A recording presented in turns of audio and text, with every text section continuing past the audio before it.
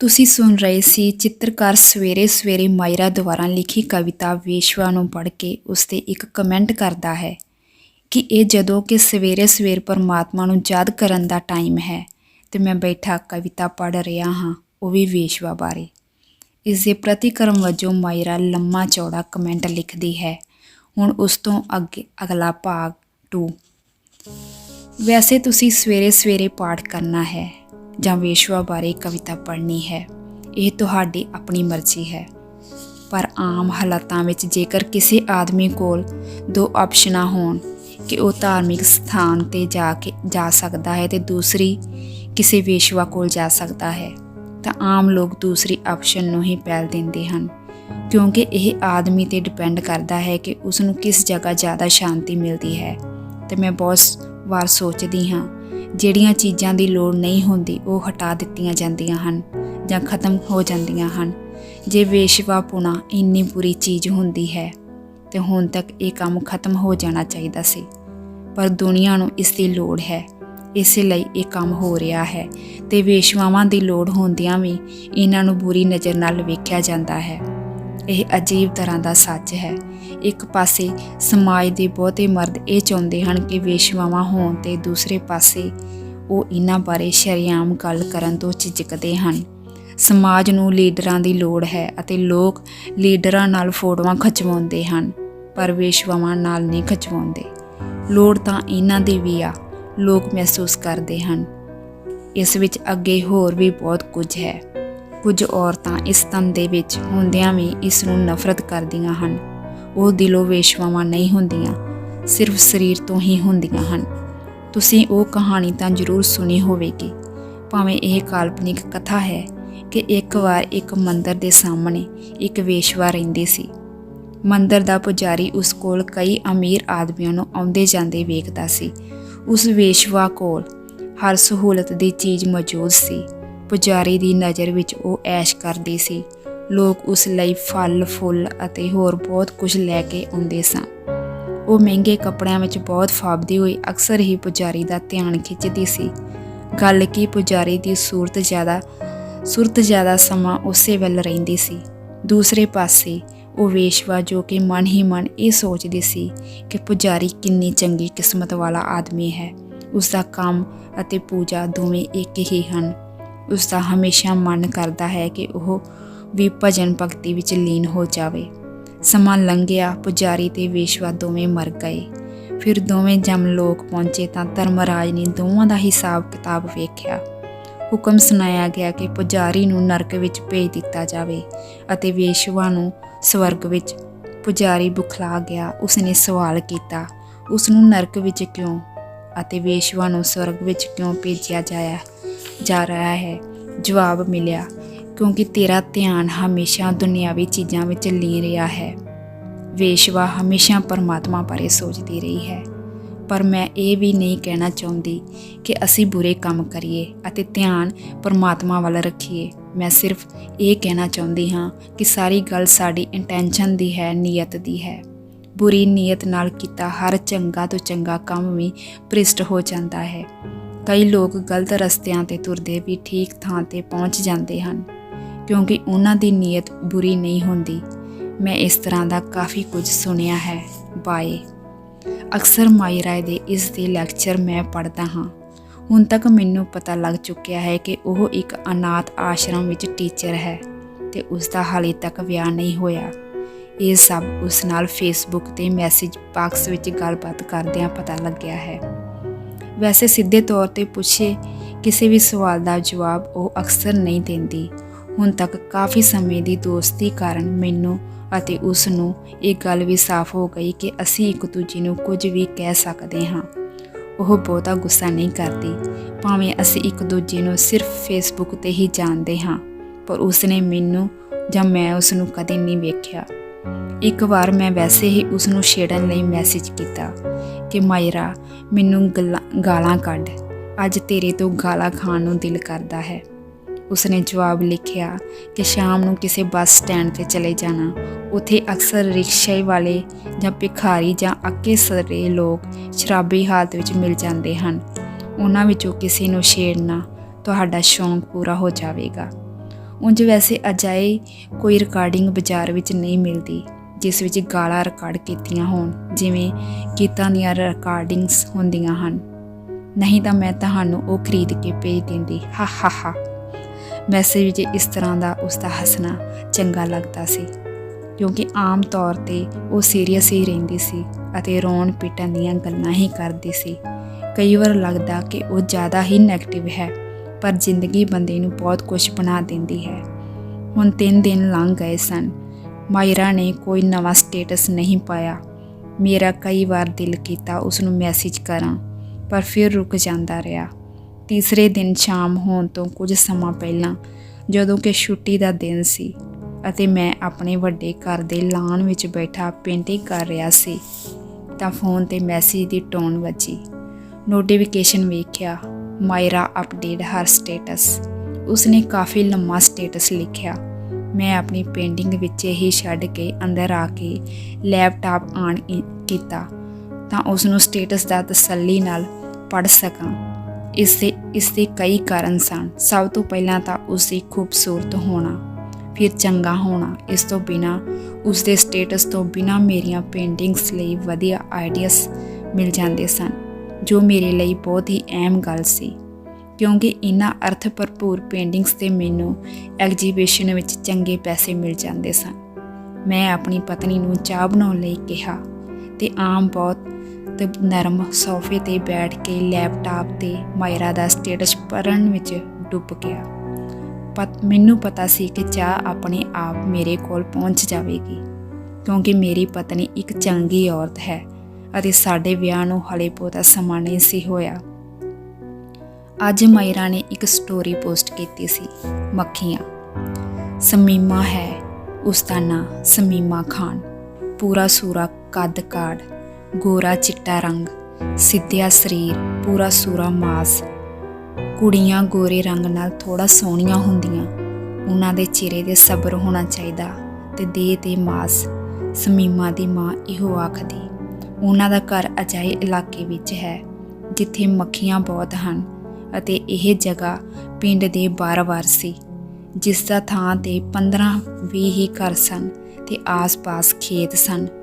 ਸਮੀਮਾ ਨੂੰ ਮੱਖੀਆਂ ਤੋਂ ਬਹੁਤ ਚਿੜ ਹੈ।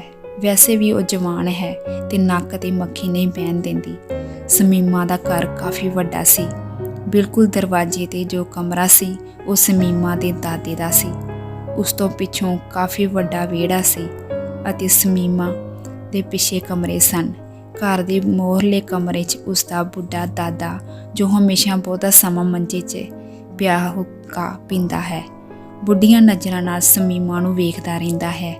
ਸਮੀਮਾ ਦਾਦੇ ਦੇ ਹੁੱਕੇ ਵਿੱਚ ਅੱਗ ਪਾਉਂਦੀ, ਵਾਰ-ਵਾਰ ਸਿਰ ਝਟਕ ਕੇ ਮੂੰਹ ਤੋਂ ਮੱਖੀਆਂ ਉਡਾਉਂਦੀ ਤੇ ਉਹਨਾਂ ਨੂੰ ਜਾਣ ਕੇ ਆਖਦੀ, ਵਸਦੇ ਰਸਤੇ ਘਰਾਂ ਵਿੱਚ ਮੱਖੀਆਂ ਹੁੰਦੀਆਂ ਹੀ ਭਾਈ। ਅਸੀਂ ਜਦੋਂ ਛੋਟੇ ਹੁੰਦੇ ਸੀ ਇਸ ਤੋਂ ਕਿਤੇ ਬਹੁਤੀਆਂ ਮੱਖੀਆਂ ਹੁੰਦੀਆਂ ਸੀ ਤੇ ਪਤਾ ਨਹੀਂ ਕਿੰਨੀਆਂ ਤਾਂ ਰੋਟੀ ਨਾਲ ਹੀ ਖਾ ਜਾਂਦੇ ਹੋਵਾਂਗੇ। ਉਸਦਾ ਦਾਦਾ ਇਹੋ ਆਖਦਾ। ਹੁਣ ਭਾਵੇਂ ਉਸ ਤੋਂ ਮੂੰਹ ਤੋਂ ਮੱਖੀ ਵੀ ਨਹੀਂ ਸੀ ਉੱਡਦੀ। ਸਮੀਮਾ ਦੀਆਂ ਮੋਟੀਆਂ-ਮੋਟੀਆਂ ਅੱਖਾਂ ਵਿੱਚੋਂ ਦਲੇਰੀ ਝਲਕਦੀ ਸੀ। ਪਰ ਉਸ ਦਿਨ ਸ਼ਾਮ ਨੂੰ ਉਹ ਥੋੜ੍ਹਾ ਡਰ ਗਈ ਸੀ ਜਦੋਂ ਉਸਨੇ ਸੁਣਿਆ ਕਿ ਗਵਾਂਢੀ ਮੁਲਕ ਨਾਲ ਲੜਾਈ ਲੱਗਣ ਵਾਲੀ ਹੈ। ਉਹਨਾਂ ਦਾ ਘਰ ਬਾਰਡਰ ਤੋਂ ਕਰੀਬ 15 ਕਿਲੋਮੀਟਰ ਦੂਰੀ 'ਤੇ ਸੀ। ਅੱਜ ਜਦੋਂ ਸਮੀਮਾ ਨੇ ਸੀਸਾ ਵੇਖਿਆ ਤਾਂ ਉਸਨੂੰ ਲੱਗਿਆ ਜਿਵੇਂ ਡਰ ਨਾਲ ਉਸਦੀਆਂ ਅੱਖਾਂ ਵਧੇਰੇ ਫੈਲ ਗਈਆਂ ਸਨ ਤੇ ਮੂੰਹ ਛੋਟਾ ਹੋ ਗਿਆ ਸੀ। ਉਹ ਅਕਸਰ ਇਸ ਤਰ੍ਹਾਂ ਦਾ ਡਰ ਉਸਦੇ ਸਮੇਂ ਮਹਿਸੂਸ ਕਰਦੀ ਸੀ ਜਦੋਂ ਉਸੇ ਦੇ ਹੀ ਪਿੰਡ ਦੇ 5-6 ਮੁਸਟੰਡੇ ਮੁੰਡੇ ਅਕਸਰ ਉਸਨੂੰ ਰਾਹ ਜਾਂਦੀ ਨੂੰ ਵੇਖ ਕੇ ਤਰ੍ਹਾਂ ਦੀਆਂ ਗੱਲਾਂ ਬੋਲਦੇ ਸਨ। ਕਈ ਵਾਰ ਇਹ ਅਸ਼ਲੀਲ ਟਿੱਪਣੀਆਂ ਵੀ ਹੁੰਦੀਆਂ ਸਨ। ਬਸ ਫਿਰ ਅਗਲੀ ਸਵੇਰ ਤੱਕ ਜਹਾਜ਼ ਮਿਖਲਾਲ ਵਾਂਗ ਮੰਡਰਾਉਣ ਲੱਗੇ ਤੇ ਬੰਬ, ਤਬਾਹੀ, ਲੁੱਟ ਖੋਹ। ਸਮੀਮਾ ਬਸ ਆਪਣੀ ਮਾਂ ਦੇ ਨਾਲ ਹੀ ਗੱਲ ਲੱਗ ਸਕਦੀ ਸੀ। ਉਸਦਾ ਅੱਬਾ ਦੂਰ ਪ੍ਰਦੇਸ਼ ਵਿੱਚ ਕੰਮ ਕਰਦਾ ਸੀ, ਹੋਰ ਕੋਈ ਨਹੀਂ ਸੀ। ਅੱਜ ਤਾਂ ਉਸਦੀਆਂ ਸਹੇਲੀਆਂ ਵੀ ਨਹੀਂ ਸੀ ਆਈਆਂ। ਲੜਾਈ ਦਾ ਐਲਾਨ ਹੁੰਦਿਆਂ ਹੀ ਗਲੀਆਂ ਸੁੰਨੀਆਂ ਹੋ ਗਈਆਂ, ਨਹੀਂ ਤਾਂ ਸ਼ਾਮ ਨੂੰ ਰੋਜ਼ ਉਸ ਦੀਆਂ ਸਹੇਲੀਆਂ ਆ ਜਾਂਦੀਆਂ, ਖੂਬ ਰੌਲਾ ਪਾਉਂਦੀਆਂ। ਸਮੀਮਾ ਦਾ ਬੁੱਢਾ ਦਾਦਾ ਉਹਨਾਂ ਨੂੰ ਵੀ ਮੱਖੀਆਂ ਹੀ ਆਖਦਾ ਸੀ। ਫਿਰ ਸਮੀਮਾ ਦੇ ਘਰ ਕੋਲ ਵੀ 2 ਬੰਬ ਡਿੱਗੇ। ਕਿਸੇ ਨੂੰ ਹੋਸ਼ ਨਹੀਂ ਸੀ ਕਿ ਕੀ ਹੋ ਰਿਹਾ ਹੈ। ਸਮੀਮਾ ਦੇ ਘਰ ਦਾ ਰਸੋਈ ਵਾਲਾ ਪਾਸਾ ਬੰਬ ਦੀ ਧਮਕ ਨਾਲ ਟਹਿ ਗਿਆ। ਸਮੀਮਾ ਦੀ ਮਾਂ ਰਸੋਈ ਵਿੱਚ ਦੱਬੀ ਗਈ ਸੀ। ਸਮੀਮਾ ਬੁਰੀ ਤਰ੍ਹਾਂ ਰੋ ਰਹੀ ਸੀ। ਉਸ ਨੂੰ ਨਹੀਂ ਸੀ ਪਤਾ ਕਿ ਉਹ ਕੀ ਹੋ ਰਿਹਾ ਹੈ। ਸਮੀਮਾ ਦਾ ਦਾਦਾ ਬੜੀ ਹੀ ਮੁਸ਼ਕਲ ਨਾਲ ਸੋਟੀ ਦਾ ਸਹਾਰਾ ਲੈ ਕੇ ਉੱਠਿਆ ਤੇ ਬਹੁਤ ਦੇਰ ਸਮੀਮਾ ਨੂੰ ਚੁੱਪ ਕਰਾਉਂਦਾ ਰਿਹਾ।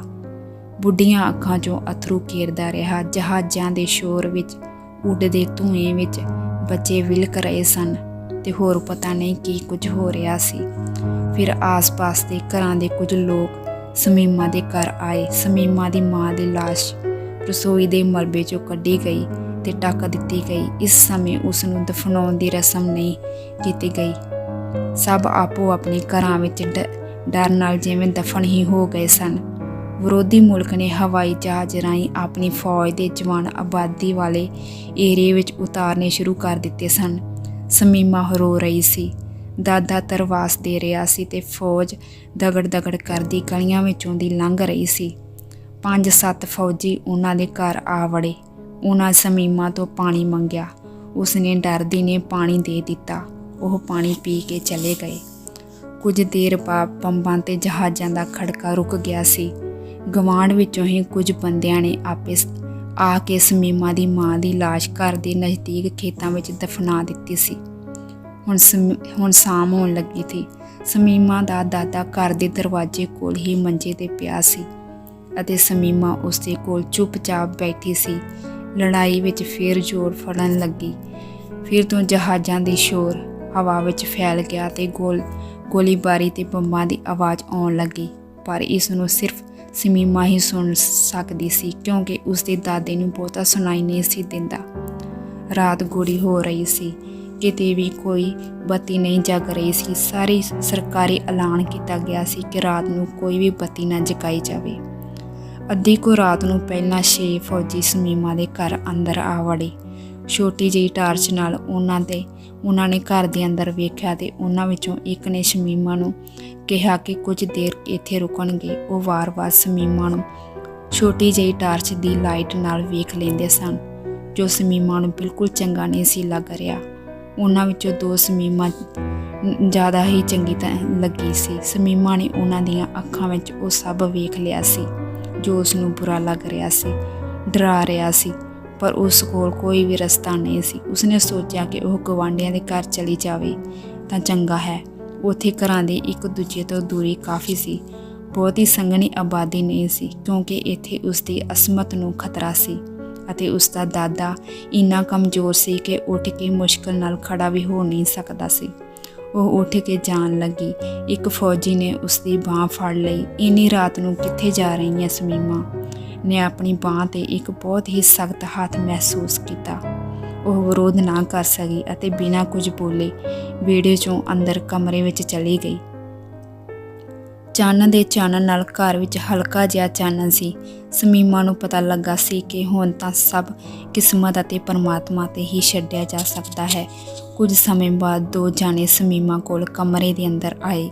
ਸਮੀਮਾ ਦੇ ਮੂੰਹ 'ਤੇ ਛੋਟੀ ਟਾਰਚ ਦੀ ਰੋਸ਼ਨੀ ਪਈ। ਚੱਲ ਹੁਣ ਬਹੁਤੇ ਨਖਰੇ ਨਾ ਵਿਖਾ, ਉਹਨਾਂ ਵਿੱਚੋਂ ਇੱਕ ਬੋਲਿਆ। ਸਮੀਮਾ ਉੱਠ ਕੇ ਭੱਜਣ ਲੱਗੀ ਤਾਂ ਉਹਨਾਂ ਵਿੱਚੋਂ ਇੱਕ ਫੌਜੀ ਨੇ ਆਪਣੇ ਪੂਰੇ ਜ਼ੋਰ ਨਾਲ ਸਮੀਮਾ ਨੂੰ ਫੜ ਕੇ ਉਸਦਾ ਮੂੰਹ ਆਪਣੇ ਹੱਥ ਨਾਲ ਬੰਦ ਕਰ ਦਿੱਤਾ ਸੀ। ਉੱਥੇ ਹਨੇਰਾ ਸੀ ਅਤੇ ਹੱਥੋਂ ਪਾਈ ਵਿੱਚ ਸਮੀਮਾ ਦਾ ਸਿਰ ਕੰਧ ਵਿੱਚ ਬਹੁਤ ਜ਼ੋਰ ਨਾਲ ਵੱਜਿਆ। ਉਹ ਬੇਹੋਸ਼ ਹੋ ਗਈ ਅਤੇ ਜਦੋਂ 20 ਮਿੰਟ ਬਾਅਦ ਉਸ ਨੂੰ ਹੋਸ਼ ਆਈ ਤਾਂ ਉਹ ਆਪਣੇ ਚਿਹਰੇ 'ਤੇ ਕਿਸੇ ਸਾਹ ਨੂੰ ਮਹਿਸੂਸ ਕਰ ਸਕਦੀ ਸੀ। ਉਹ ਸਭ ਹੋ ਚੁੱਕਿਆ ਸੀ ਜੋ ਨਹੀਂ ਸੀ ਚਾਹੁੰਦੀ। ਉਹ 6 ਸਨ। ਉਹ ਬਦਲਦੇ ਰਹੇ। ਇੱਕ ਤੋਂ ਬਾਅਦ ਦੂਜਾ। ਸਮੀਮਾ ਨੇ ਫਿਰ ਭੱਜਣ ਦੀ ਕੋਸ਼ਿਸ਼ ਕੀਤੀ, ਪਰ ਉਸ ਨੂੰ ਖਿਆਲ ਆਇਆ ਉਸਦੇ ਜਿਸਮ 'ਤੇ ਕੋਈ ਕੱਪੜਾ ਨਹੀਂ ਸੀ। ਉਹ ਇਸ ਤਰ੍ਹਾਂ ਦੀ ਹਾਲਤ ਵਿੱਚ ਬਿਨਾਂ ਕੱਪੜਿਆਂ ਦੇ ਕਿੱਧਰ ਜਾਂਦੀ? ਉਸਦੇ ਵਾਰ-ਵਾਰ ਵਿਰੋਧ ਕਰਨ 'ਤੇ ਬੰਦੂਕ ਦਾ ਬੱਟ ਉਸਦੇ ਸਿਰ 'ਤੇ ਮਾਰਿਆ ਗਿਆ। ਸਵੇਰ ਤੱਕ ਇਹ ਸਭ ਚੱਲਦਾ ਰਿਹਾ। ਸਵੇਰੇ ਹੁੰਦੇ ਹੀ ਉਹ ਸਾਰੇ ਚਲੇ ਗਏ। ਸਮੀਮਾ ਅੱਧ ਬੇਹੋਸ਼ੀ ਦੀ ਹਾਲਤ ਵਿੱਚ ਸੀ। ਉਹ ਮੁਸ਼ਕਲ ਨਾਲ ਉੱਠ ਕੇ ਕਮਰੇ 'ਚੋਂ ਬਾਹਰ ਜਾ ਰਹੀ ਸੀ। ਉਸਦੇ ਘਰ 'ਚੋਂ ਖੂਨ ਵਗ ਰਿਹਾ ਸੀ। ਉਸ ਨੂੰ ਚੱਕਰ ਆਇਆ। ਉਹ ਘਰ ਦੇ ਵਿਹੜੇ ਵਿੱਚ ਡਿੱਗ ਪਈ। ਸੂਰਜ ਚੜ੍ਹ ਰਿਹਾ ਸੀ ਅਤੇ ਸਮੀਮਾ ਦੀ ਜ਼ਿੰਦਗੀ ਡੁੱਬ ਰਹੀ ਸੀ। ਕੁਝ ਪਲਾਂ ਬਾਅਦ ਹੀ ਜਦੋਂ ਚਾਨਣ ਕਾਫੀ ਹੋਇਆ, ਸਮੀਮਾ ਮਰ ਚੁੱਕੀ ਸੀ।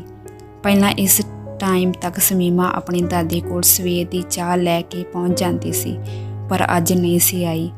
दादी ने उसनूं कई आवाज़ां दित्तियां, वो नहीं सी आई। दादा काफ़ी चिर बाद अपने मंजे तो उठ सकिया अते घर दे विहड़े विच आ गया। बुढ़े दी सुनन शक्ति बहुत ही घट सी, शरीर बहुत कमज़ोर सी, पर निगाह हाले चंगी सी। उसने शमीमा नूं दूरों ही अजिही हालत विच वेख लिया जो उसनूं कदी नहीं सी सोची। ਉਹ ਅਗਾਹ ਤੁਰ ਹੀ नहीं सकिया, कुछ दूरी तो ही शमीमा ਨੂੰ ਵੇਖ ਰਿਹਾ ਸੀ। ਉਸਦੇ ਪੈਰ ਜਿਵੇਂ ਜ਼ਮੀਨ ਵਿੱਚ ਗੱਡੇ ਗਏ ਸਨ। ਸਰੀਰ ਸੁੰਨ ਹੋ ਗਿਆ ਜਾਪਦਾ ਸੀ। ਉਹ ਉੱਥੇ ਹੀ ਰੁਕ ਗਿਆ। ਸ਼ਮੀਮਾ ਬੇਜਾਨ ਪਈ ਸੀ, ਅਲਫ ਨੰਗੀ, ਖੂਨ ਨਾਲ ਲਿਬੜੀ ਤਿਬੜੀ। ਉਸਦਾ ਦਾਦਾ ਬੜੀ ਮੁਸ਼ਕਿਲ ਨਾਲ ਉਸਨੂੰ ਵੇਖ ਸਕਿਆ। ਆਪਣੀ ਬੱਚੀ ਨੂੰ ਇਸ ਹਾਲਤ ਵਿੱਚ ਵੇਖਣਾ ਬਹੁਤ ਔਖਾ ਹੁੰਦਾ ਨਾ। ਉਹ ਉੱਥੇ ਹੀ ਬੈਠ ਗਿਆ ਤੇ ਕਾਫੀ ਦੇਰ ਰੋਂਦਾ ਰਿਹਾ। ਸ਼ਮੀਮਾ ਤੇ ਮੱਖੀਆਂ ਭਿਣਕ ਰਹੀਆਂ ਸਨ, ਬਹੁਤ ਸਾਰੀਆਂ ਮੱਖੀਆਂ, ਜਿਵੇਂ ਉੱਪਰ ਕਾਲੀ ਚਾਦਰ ਲਈ ਹੋਵੇ। ਬੁੱਢਾ ਹੌਸਲਾ ਕਰਕੇ ਉੱਠ ਕੇ ਉਸਦੇ ਕੋਲ ਜਾਣ ਲੱਗਿਆ ਤਾਂ ਮੱਖੀਆਂ ਉੱਡਣ ਲੱਗੀਆਂ। ਉਹ ਫੇਰ ਰੁਕ ਗਿਆ ਕਿ ਕਿਤੇ ਸਾਰੀਆਂ ਮੱਖੀਆਂ ਹੀ ਨਾ ਉੱਡ ਜਾਣ ਤੇ ਸ਼ਮੀਮਾ ਫਿਰ ਨੰਗੀ ਹੋ ਜਾਵੇ। ਮਾਇਰਾ ਦੀ ਇਹ ਸਟੋਰੀ ਪੜ੍ਹ ਕੇ ਮੈਂ ਸਿਰਫ ਇਸ ਦੇ ਥੱਲੇ ਇਹੋ ਲਿਖ ਸਕਿਆ, ਮੈਨੂੰ ਨਹੀਂ ਪਤਾ ਇਹ ਸਟੋਰੀ ਤੁਸੀਂ ਕਿਉਂ ਲਿਖੀ ਹੈ, ਪਰ ਇਹ ਇਨਸਾਨੀਅਤ ਦੇ ਮਰਨ ਦੀ ਕਥਾ ਹੈ ਅਤੇ ਅਜਿਹਾ ਕੁਝ ਮੈਨੂੰ ਬਹੁਤ ਦੇਰ ਤੱਕ ਡਿਸਟਰਬ ਕਰਦਾ ਹੈ। ਮਾਇਰਾ ਦਾ ਜਵਾਬ ਆਇਆ, ਇਸ ਤਰ੍ਹਾਂ ਦਾ ਬਹੁਤ ਕੁਝ ਸਮਾਜ ਵਿੱਚ ਹੁੰਦਾ ਰਹਿੰਦਾ ਹੈ। ਇਸ ਸਟੋਰੀ ਵਿੱਚ ਤਾਂ ਦੋ ਮੁਲਕਾਂ ਦੀ ਲੜਾਈ ਚੱਲ ਰਹੀ ਹੈ, ਪਰ ਆਮ ਹਾਲਾਤਾਂ ਵਿੱਚ ਵੀ ਔਰਤਾਂ 'ਤੇ ਜ਼ੁਲਮ ਹੁੰਦੇ ਰਹਿੰਦੇ ਹਨ। ਜਦੋਂ ਤੋਂ ਦੁਨੀਆ ਬਣੀ ਹੈ ਉਦੋਂ ਤੋਂ ਇਹ ਸਭ ਹੋ ਰਿਹਾ ਹੈ। ਲੋਕ ਕਈ ਵਾਰ ਸਤਯੁਗ ਦੀਆਂ ਗੱਲਾਂ ਕਰਦੇ ਹਨ। ਉਹ ਆਖਦੇ ਹਨ ਕਿ ਹੁਣ ਕਲਯੁਗ ਹੈ, ਪਰ ਜਦੋਂ ਹਰ ਯੁੱਗ ਵਿੱਚ ਇਹ ਸਭ ਹੁੰਦਾ ਰਿਹਾ ਹੈ ਤਾਂ ਅਸੀਂ ਕਿਸ ਸਮੇਂ ਸਤਯੁਗ ਆਖ ਸਕਦੇ ਹਾਂ। ਬਹੁਤ ਲੋਕਾਂ ਨੂੰ ਡਿਸਟਰਬ ਵੀ ਕਰਦਾ ਹੈ, ਪਰ ਇਹ ਬੰਦ ਨਹੀਂ ਹੋਇਆ। ਇਹ ਲਗਾਤਾਰ ਚੱਲ ਰਿਹਾ ਹੈ ਅਤੇ ਲੋਕ ਵੀ ਬਸ ਅਖਬਾਰ ਪੜ੍ਹਦੇ ਹਨ, ਖਬਰਾਂ ਸੁਣਦੇ ਹਨ। ਕਈ ਵਾਰ ਵਿਰੋਧ ਹੁੰਦੇ ਹਨ। ਸਰਕਾਰਾਂ ਦਾ ਧਿਆਨ ਸਿਰਫ ਇੱਥੇ ਤੱਕ ਹੀ ਸੀਮਤ ਹੁੰਦਾ ਹੈ ਕਿ ਵਿਰੋਧ ਨੂੰ ਦਬਾਇਆ ਜਾਵੇ, ਇੱਕ ਵਾਰ ਸ਼ਾਂਤੀ ਬਣਾਈ ਜਾਵੇ, ਪਰ ਜੁਰਮ ਨੂੰ ਰੋਕਣ ਲਈ ਕੋਈ ਚੰਗੇ ਉਪਰਾਲੇ ਨਹੀਂ ਕੀਤੇ ਜਾਂਦੇ। ਇਹ ਪੜ੍ਹ ਕੇ ਮੈਨੂੰ ਲੱਗਿਆ ਉਹ ਠੀਕ ਆਖ ਰਹੀ ਹੈ। ਬਾਕੀ ਭਾਗ ਅਗਲਾ ਪਾਰਟ 3 ਨੈਕਸਟ ਵੀਡੀਓ ਵਿੱਚ।